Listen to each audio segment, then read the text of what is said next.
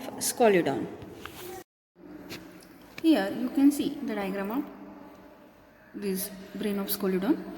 So number 1 is given cerebrum, after that optic lobes, after that medulla oblongata, the fourth number is medulla oblongata.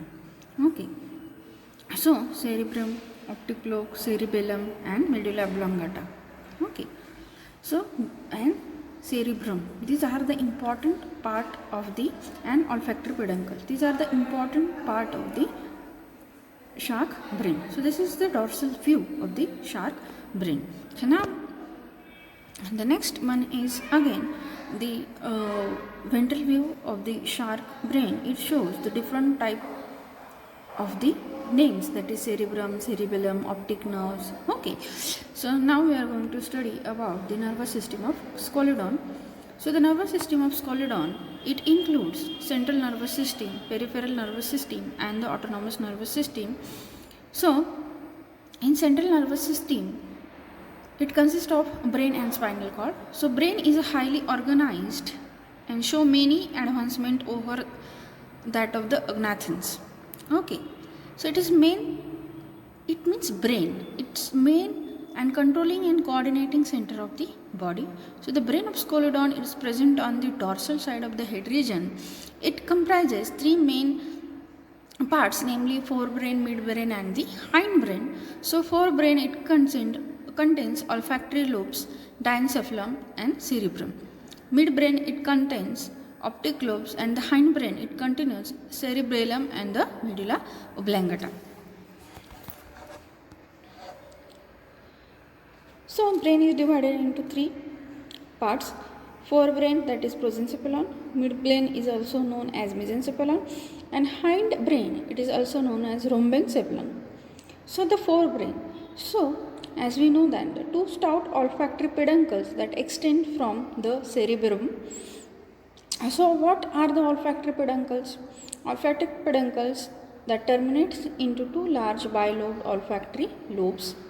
Olfactory tract that encloses a narrow cavities, the olfactory ventricle or the rhinoceros.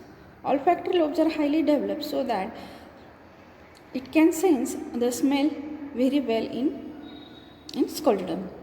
Now the cerebrum, the surface of cerebrum is smooth and walls are thick.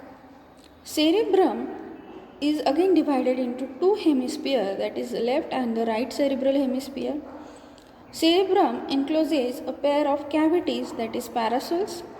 So paracells communicate with the third ventricle of the diencephalon by the foramen of Monro, that is Y-shape.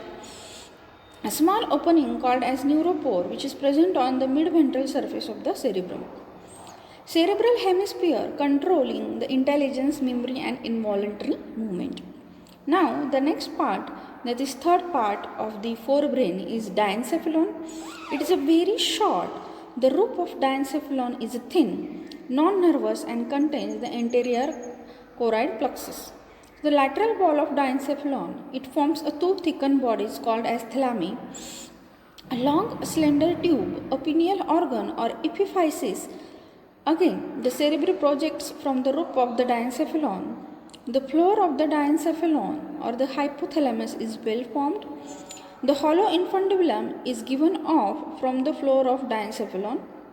The infundibulum is dilated to form a oval thick walled bodies called as lobi inferus, whose distal ends are produced into two thin walled globular sacs called as saci vasculaceae. The lobi inferus are the center of gustation and the smell. The hypophysis is attached to the infundibulum. The optic chiasma lies in front of infundibulum. The optic chiasma is formed by the dissection of the nerve fibers of the two optic nerves. The midbrain is a second part of the brain. So up to yet what we studied the forebrain. Forebrain, it contains olfactory lobe, cerebrum and diencephalon. Now the midbrain. Midbrain is a large and consists of two round optic lobes. The optic lobes are situated behind the diencephalon. The floor of the side walls are relatively thicker.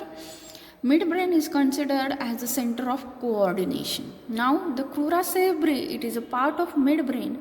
It contains the thick band of nerves and connect the hindbrain with the forebrain.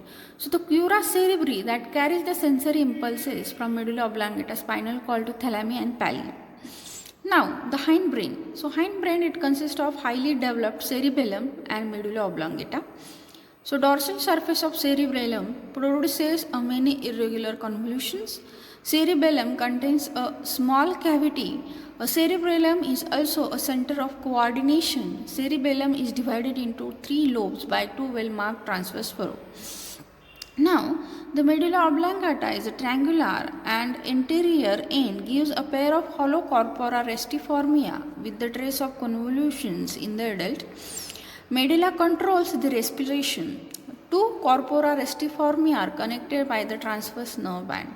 So the roof of medulla oblongata is a non-nervous and bears a posterior choroid plux. And the hindbrain, it controls the swimming movement. Thank you.